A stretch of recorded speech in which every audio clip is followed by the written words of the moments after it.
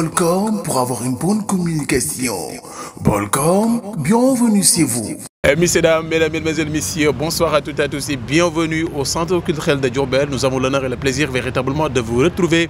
Merci de nous rester fidèles. Merci également de suivre nos plateformes. Bolcom, bienvenue à toutes et à tous. ñi ngi leen di béggee bu baax a baax di leen ndokkeel à chaque fois mbégte bànneex contentement la ñuy am di àndandoo ak yéen tey nag ba tey rek ci li nga xamante ne ni moom moo di entretien avec. Alors entretien avec dañuy ànd ak ndaanaan yi nga xam ne ñi ngi ci diwaanu Diourbel di wane seen bopp bokk na ci ki nga xamante ne ni moom moo di Rassoul di Lino ci culture bi nga xam ne mi ngi ci yëngatu nga xam ne animateur la ci événement yi mais également ci xew yi nga xam ne yéen xammee ngeen voix am mais également liggéey bu rafet bi nga xam ne mi ngi koy def tey nag mu ñëw ak casquette en quelqu'un bi nga xam ne dafay participer ci li nga xamante ne nii moom moo di événementiel également ak ñi nga xam ne dina liggéey ak ñoom ku ci mel ni staff di jëmbub dinañu am le temps d'en parler ci li nga xamante ne nii moom mooy événement yi ñëw mais dinañu wax moom mooy kan bu ci kanamee tuuti ma bàyyi la mon très cher nga nuyoo avant que ñuy gën a yaatal waxtaan bi am nañu mbégte bu baax a baax dalal la ci Bolcom.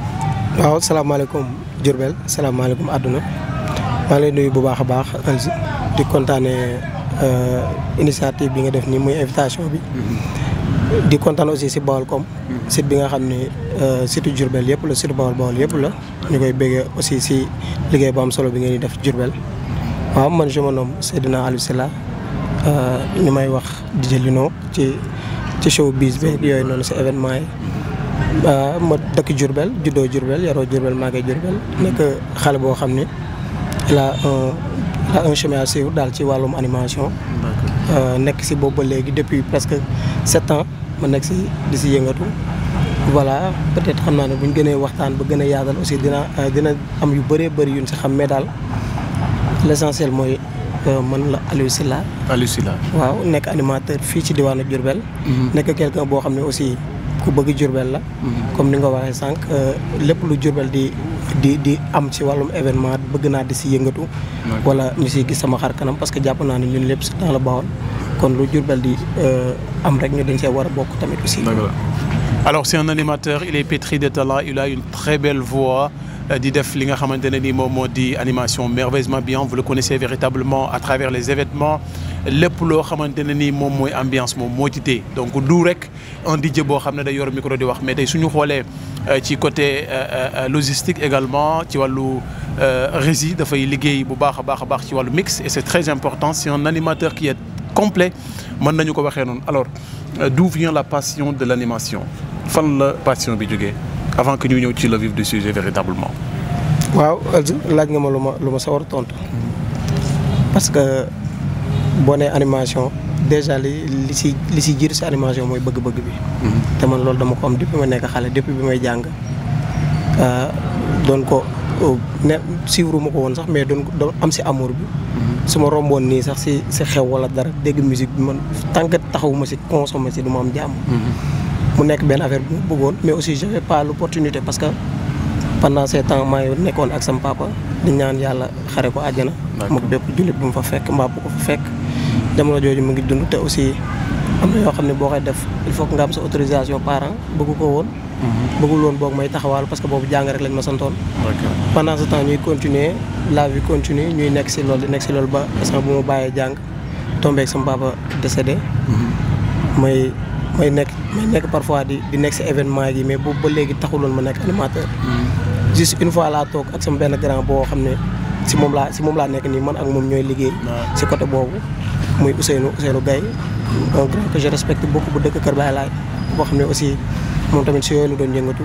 convaincre ma si ne ma aussi am nga profil bi aussi am nga voix bi boo ñemee rek mën nga nekk animateur ma nekk si loolu ak sama gars yi aussi dama si poussé ma dem ba. nekk si ba léegi nii yàlla dogal li muy dogal. ma am si amour aussi trop. parce que jàpp naa ne àdduna lépp lu nit di def ak lu mënti doon amal bëgg-bëgg bi déjà. c'est important nga gëm lu ngay def parce que lépp loo gëm mu jariñ la. man dama contre nit boo xam ne day yëngatu si dara guddeeg bëccëg te amu si gëm-gëm. que ni lii da koy may ëllëg.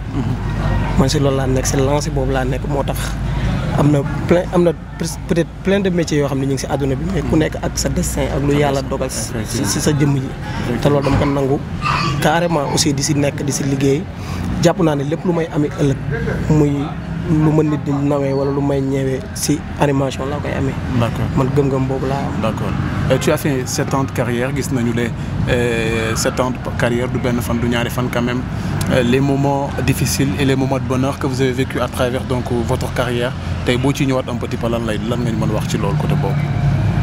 waaw 7 ans du 7 jours du 7 mois aussi comme ni nga ko waxee mais man je peux te dire que fii nii Diourbel képp koy animateur koo xam ne il est un peu reconnu.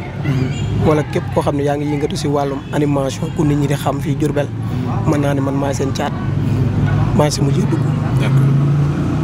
juste li ma si may peut-être aw ma si sax dara mais lu ma si may lu xaw a tane lii lu nit ñi di xaw a gis. mooy gëm-gëm bi ak bëgg-bëgg bi. D'accord.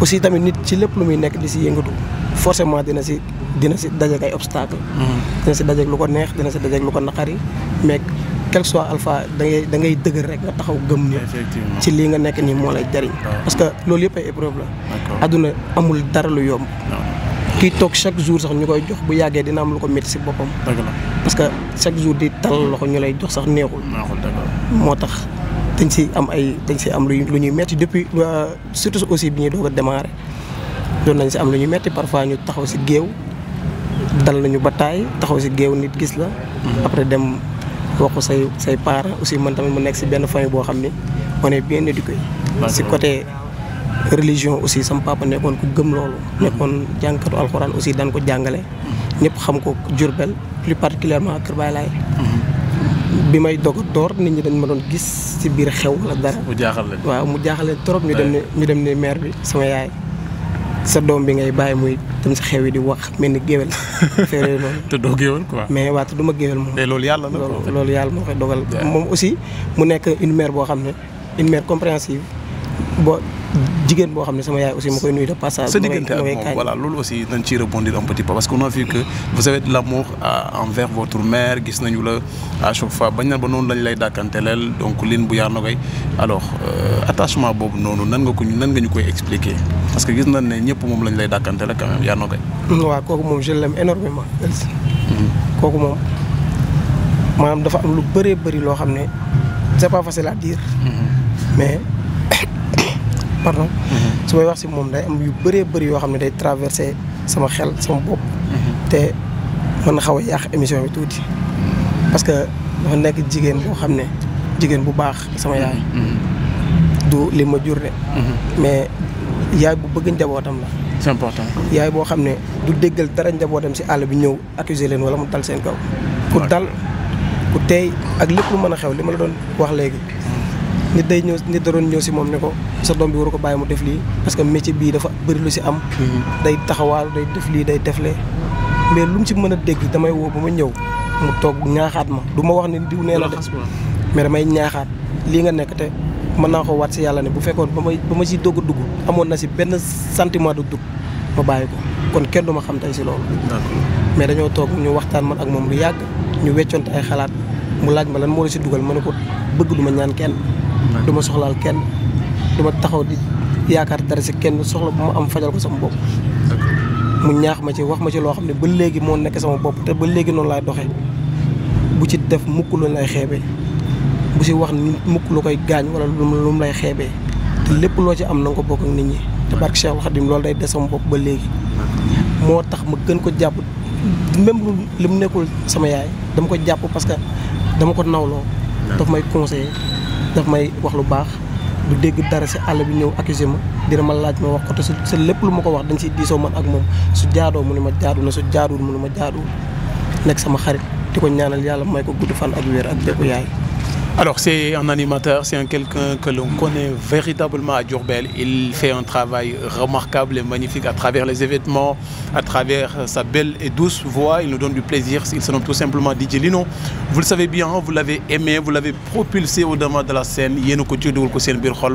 Un peu partout dañu lay gis yàgg complicité bi nga xam ne yaa ngi koy am ak borom xew yi côté boobu danañ ci ñëw ak fans yi nga xam ne dañu la bëgg alors loolu lan la lay def boo gisee ay nit di wax ci yow lu baax di defal ay témoignages qu'est-ce que ça te fait en tant qu'animateur les gens vous adorent les gens vous adulent te defaloo leen dara xëy na sa voix rek nga am di leen ci bégal loolu lan nga ñuy wax ci côté boobu aussi votre relation avec vos fans.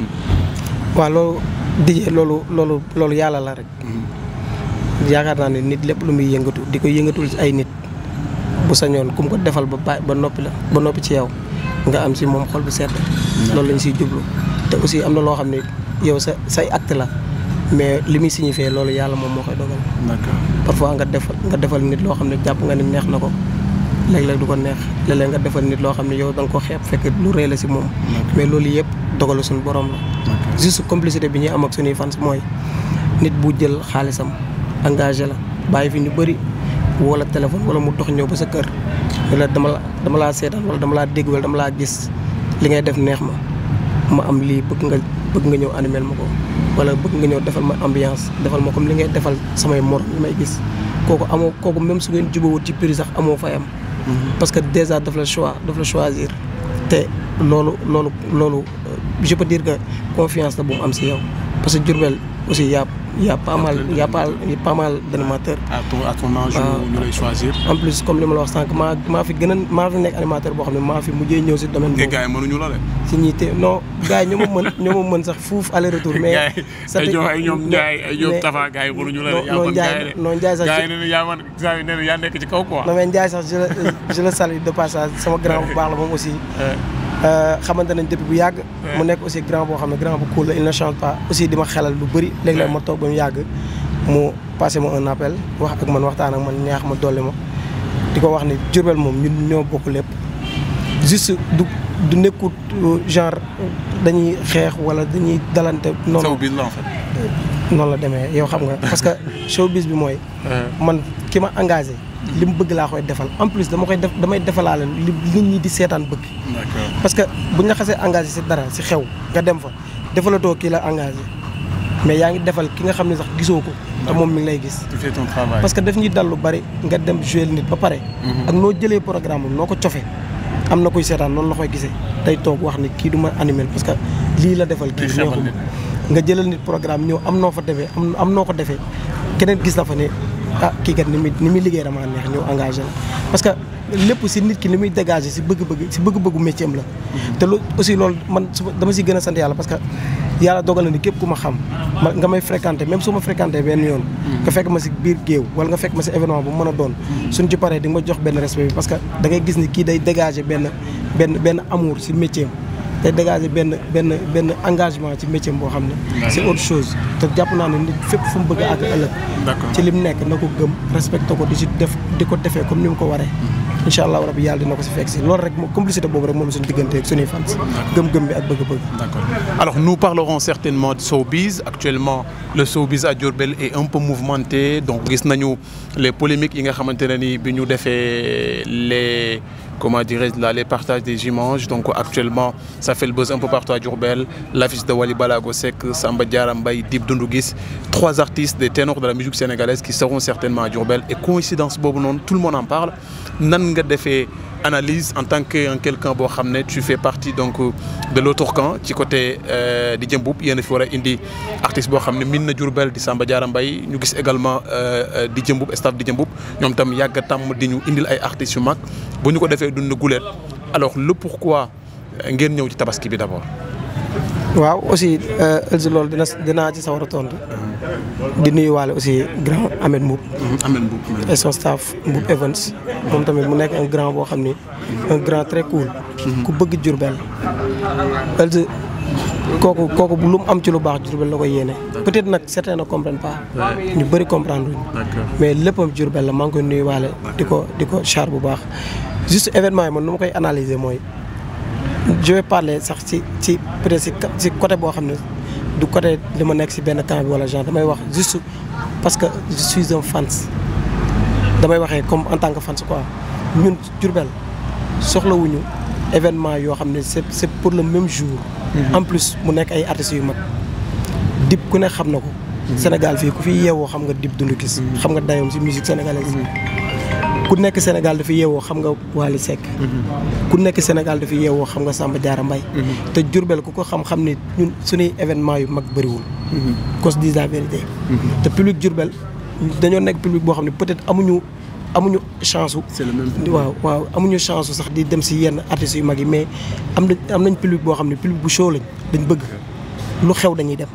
te loolu boo amee public bu mel noonu nga nekk promoteur si dëkk boobu la moindre des choses mooy bépp promoteur bu fa nekk di tëgg événement ngeen waxtaan seen biir pour mën a satisfaire seen public parce que Diourbel benn public la.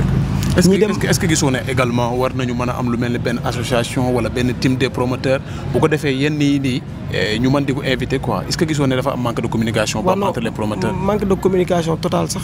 loolu wax naa ko barki dem rek si live Magor. d'accord.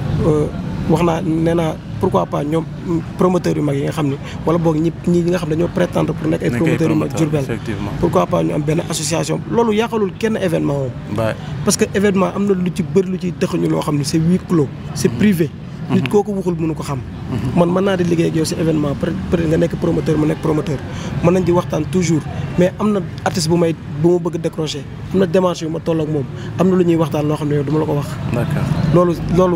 loolu confidentialité la léegi nag loolu ça n'a rien à voir ak ñoom ñu def benn groupe wala boog benn genre mouvement boo xam ne pour ñoom parce que Diourbel la bu doon Dakar wala beneen région amul problème mais Diourbel benn public la am comme ni ma ko waxee sànq public gu Diourbel boobu nag ñooy demal Samba Diarra Mbaye buñ ci jógee ñooy demal Dip buñ ci jógee ñooy demal Wally Seck keneen ak keneen kuy tëgg Diourbel nekk artiste local sax ñoo lay demal léegi nag pour ñu mën leen a jox le maximum bi ñu soxla surtout si événement tabaski pour mën li gën a nice mooy ñoom promoteurs yi ñu waxtaan pourquoi pas ki tëgg Wally ak ki tëgg Dip du la gis ak ñun ñi nga xam ne ñoo engagé Samba pourquoi pas ñu waxtaanoon avant parce que forcément am na ku njëkk a ficelé datam kon waxtaan passé na. waxtaan passé na c'est trop tard. pour man c'est trop tard war nañu mën reculer waat waxtaan xool bu fekkee kenn day décalage un petit peu d'une semaine ci week-end bi est-ce que loolu warul mën a nekk parce que aussi est-ce que du risque. non même décalage de date su dee am aussi. du nekk si promoteur bi moom mooy décider wala boog wala boog li promoteur bee tëgg même jour moo tax nga daw déedéet. soo demoon bay décaler da nga koy décaler pour say fans yow. parce que da nga ku ne ñaan na yàlla aussi dijee booy engagé Samba Diarra di ko fay xaalis. bu ñëwee di la jouer fekk fi le maximum ci ay nit yoo xam ne dina leen mën a jouer. surtout l'image actuellement ak les réseaux sociaux. voilà loolu day am loo xam ne day saltel sa image pour la prochaine fois te aussi artiste bi li muy bëgg mooy public bu présent pour muy mën a show public bi di ko parce que day am coordination diggante moom ak public am. d'accord ñun bu ñu tëggoon ñun Samba Diarra bu ñu taxawee fixé nii dañuy tëgg le même jour te jusqu'à présent bi may wax ak yow nii. amaguñ benn accord pour que dañuy avancer suñu date wala dañ koy reculer ba léegi ñu ngi si surlendemain tabaski. aussi waa Dip dina ko je sais pas xaw ma si lu nekk mais man si ba lu ma mujjee dégg ñu ngi woon si seen même date. léegi pour malentendu yooyu doon bañ a am il fallait ñu waxtaan comme dem na ba toll fii su waxtaan day am ça ne sera pas entre les promoteurs mais entre promoteur bu nekk ak sa staff la. wala promoteur bu nekk ak sa public nga bëgg leen a jox li ñoom li ñu bëgg nga bëgg leen koo joxe ni nga ko bëggee yow. parce que Wally buy ñëw Diourbel déjà Wally kenn dañ koy nangoo ñun ñëpp c'est un grand chanteur c'est un grand artiste. Diourbel Sénégal ñëpp ko xam. kenn du werante Wally Ballago Seck. mais aussi Dip c'est quelqu'un dans ce pays. am na public am na ay ñoo xam ne loolu même boo leen mayoon tëgg Wally Seck gratuit duñ demal Wally Dip la ñuy demal. am na koo xam ne Samba Diarra moo koy jox lim soxla si ambiance soo ko doon jox ticket Dip du fa dem si Samba Diarra la jëm Wally Seck noonu pour nekk am na sa public bopp mais loolu c'est pas valable ici à Diourbel.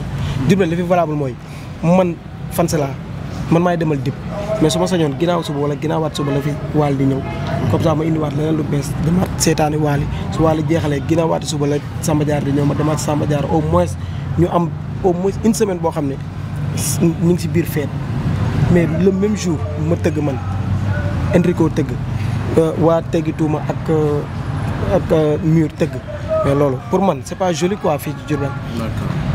man d'après man sama analyse quoi loolu laa jàpp loolu war nañ ko waxtaanee avant ñuy egsi fii mais comme egsi nañ fii aussi waxtaan ba léegi weesul mais wees na ci entre les promoteurs pour man quoi lu ma gis parce que promoteur bu nekk sa promotion bopp ngay doxal man mi tëgg Samba Diarra mais sama communication ak sama dama koy fixer sama événement pour mu dem. ki tëgg Dip aussi ki tëgg Wally noonu kon pour man ñoom mënatuñoo waxtaan. mais ku ci nekk aussi ndax wax toog ak xelam ak staffam waxtaan ak staffam xam li arrangé Diourbel mu def ko. décalage de date du dara pour man loolu juste du fomm avancé sa date la man wala nga réglé ko terewul li fi nekk mi ngi fi ba léegi nit ñi ñu ngi fi jóge wuñu fi artiste bi bu dee manager am dina la ko nangul nga def ko ñun moo ñu arrangé ñun Diourbel. Alors certainement des ténors de la musique sénégalaise seront en Diourbel. On pense citer Wally Ballago Seck, un homme qu'on ne va plus présenter aux Sénégalais. Il y a également Samba Diarra Mbaye, le king ambianceur, sera avec le staff de Djemboup. Et aussi Dip Doundou Guiss ci même jour. loolu xam naa ne fans yi moom dinañu am lu leen metti lool ndax am na ñoo xam dañuy bëgg Dip bëgg Wally Ballago Seck ak style musical am. Dip Doundou Guiss c'est un hip-hopper. Wally Ballago Seck c'est un chanteur Djumbalar. Samba Diarra Mbaye également moom tam ak style musical bi nga xamante ne nii moom la yor nga xam ne il est open donc tu peux écouter Samba Diarra Mbaye am ay pas de danse feeling ak lépp ci biir. alors gis nañu ne showbiz Diourbel un petit peu y a un petit peu de changement parce que gis nañu ne actuellement artistes yaa ngi commencé di ñëw Diourbel y a également manège bi am fii y a pas longtemps. gis nañ ne amélioration bi également ci côté show bëri mais dafa bëri manque d'organisation boo xoolee du rek ci côté promoteuring bi mais boo xoolee ci côté organisation même staff yi y a beaucoup de polémique ci côté boobu nan ngay jàngee mal organisation bi nga xamante ne ñu ngi koy remarqué ci le showbiz également lan nga ñu mën a wax ci côté boobu. waaw foofu li ma si mën a wax juste mooy man lu ma jàpp mooy que gis nga nit lépp looy mën a def. bul ci mos a jàpp sa bopp que ni tu es au-dessus wala boog tu es au sommet. même Wally kii tëgg promoteur bi tëgg Wally sax am na staff bu ñu waxtaanal. day concerté wu ak ay nit di ko xelal ñuy def. fii nag Diourbel malheureusement certains. sama genre gi da ngay boo fi indi woon Pama Dieng sax suba. mu xaw a réussir tuuti boo xëyee nga ne waaw suis le boss quoi. commencé di incarner benn affaire boo xam ne baaxul ci Diourbel. peut-être yow mën nga nekk yow yaay promoteur bi yaay indi artiste bi. mais yow kese mënoo may sa bopp xaalis ci événement. D'accord. il faut que ay nit ñoo lay ñëwal léegi nag pourquoi pas Diourbel bi nga nekk di fa yeewoo bëgg leen a jox le maximum buñ soxla si wàllum événement mais yow ak ñoom da ngeen war te am coordination. muy si côté même ba si homme de culture yi nekk Diourbel respect buñ leen war a jox ci événement Diourbel yi aussi dafa des loolu moom je le dis à haute voix man c'est pas un problème mais am na ñoo xam ne xam naa leen Diourbel ñu nekk des peut-être des ténors yoo xam ne wala ñu nekk ay icônes yoo xam ne fii ci Diourbel. mais artiste bu mag wuru fi dugg ba génn. te promoteur bi ko tëgg nekk Diourbel te demul si ñoom waxtaan ak ñoom. loolu c'est pas du respect. je peux en citer ñu bëri mais jërul may wax. ku nekk ñun ñi dëkk Diourbel xam nañ ñun ñi nekk si culture xam nañ mais nit boo nekkee si dëkk dafa évoluer si domaine bu mën a nekk. am na ñoo fekkoon ci domaine boobu. mais ñooñu au moins da nga war a am reconnaissance yi. nangul leen ko en plus boo amee événement nga je veux pas dire sax nga insérer leen ci mais au moins nga am ci benn reconnaissance boo xam ne am nga ko envers ñoom. parce que mooy gën a taaral sa bés man ma xewle nekk xale bu ndaw mais DJ Elzo moo ma jiitu ci événementiel moo ma jiitu ci organisation mais le fait que may déplacé wu dem ba ci moom laaj ko mu wax ma mais loolu daf may yokk mais mënu ma wàññi. nañu wàccee suñu bopp te xam ne fii Diourbel la déjà li ngay wax nii la preuve rek mooy ci événement yi ñu mujj yi ñu génn nii li nga doon wax sànq. parce que jaayante doole laa ko foog quoi en fait. parce que mënoo fekk ñaari artiste ñaari promoteur jàpp le même jour seen date ñuy lijjanti ndax loolu jaadu na ak jaadu nga ñëw décrocher un artiste boo xam ne ñoom ñëpp moo nekk seen kaw nga indi ko teg ko seen kaw juste pour di leen wan ne mënoo leen mën maa man pour man loolu est-ce que quand même ñoom tamit yàgguñu woon prêt dencoon xibaar bi téye ko est-ce que ñoom yàgguñu téye Wally njëkkuñu leen woon sax ñoom pare peut-être ñoom tamit c'est leur façon de communiquer quoi attendez le bon moment pour publier donc l'affiche. non mais je ne pense pas. Sincèrement je ne pense pas parce que d'après rumeurs yi am yëpp aucun si ñoom kenn si ñoom génnul pour wax li nga wax nii. D'accord. te pour man bu fekkoon am na lu gënoon a nice mooy ñu génn wax loolu comme ça coole sax du am fu mu àgg. D'accord. mais li ñu wax yëpp man ñi ma si dégg boog ñu bokk si ñaari camp yi ko organisé yëpp jéemuñu sax brosser foofu noonu côté boobu. que non waxoon nañoo artiste bu yàgg parce que mën nga di démarcher événement ñun ñëpp si événement la ñuy yëngu. artiste mën nga di ko démarcher pour indi ko si benn dëkk. mais date bi loolu mën na nekk si dernier réglage dama bëgg nga jouer ma jour tel te ku toll ni Wally Ballago Seck da ngay xool bu baax calendrier est-ce que moment bii ma koy tëggee nii est-ce que dinaa si am opportunité pour indi ko mais parfois moom mën na la fixer sax am na si artistes yoo xam ne ñoom ñoo lay fixer sax que ni intervalle bi waaw moment bi mënu ma ci jouer wala moment bi mën naa la ci jouer mais buñ demee parce que lu si gën a compliqué mooy certains si ñi nga xam ne ñoo fi indi Wally moom déjà ils étaient au courant que Samba d'ailleurs sax ñi ngi woon ci biir membre organisateurs yi ñi fi waroon a indi Samba su fekkoon kon doon nañ démarché Wally kon buñ nee le surlendemain lañ fi indi Samba kon dinañ ñu avertir. mais ñooñu nan la ñu mën a bokkee ci yéen ba pare dem bokkaat ci ñe. waaw parce que dañu wax staff un staff c'est une équipe quand même. parce que lu ma la wax sànq Diourbel ñiy demal Wally ñooy demal Sidi Diop ñooy demal Diamane ñooy demal keneen c'est les mêmes personnes. mais kon bu ma la déggee bëgg kon waxante dëgg amul fi quand même. non ku ne sa intérêt bopp ngay xool. waaw mooy jaayante doole bi li ma la wax sànq parce que pour man noonu laa ko mën a définir quoi peut-être nag keneen mën na ko gisee neneen wala keneen analyser ko neneen ku nekk ak sa xel mais man lu ma ko gisee man en tant qu'animateur en tant que homme de culture lu ma ko mën a gisee mooy acte bii nii xam nga beneen mais acte bii affaire de jaay la loi du plus fort la. mais yow yaa déterminé nga loolu noonu mais est-ce que votre staff là vous ne devez pas reculer parler avec Samba Diarra Mbaye trouver des alternatives est-ce que loolu du risque quand même ci yéen yaakaar nga ne mën ngeen a duy verdure. waaw parce que loo gis Elzi mooy suñu début émission. loo gisee àdduna ni di ko def gëm-gëm la. ak ay conviction ñun staff lañu famille lañu dañuy waxtaan. avant ñu fi indi Samba dañuy waxtaanoon. que ni kan ngeen ñuy proposer pour ñu indi ko parce que discussion la.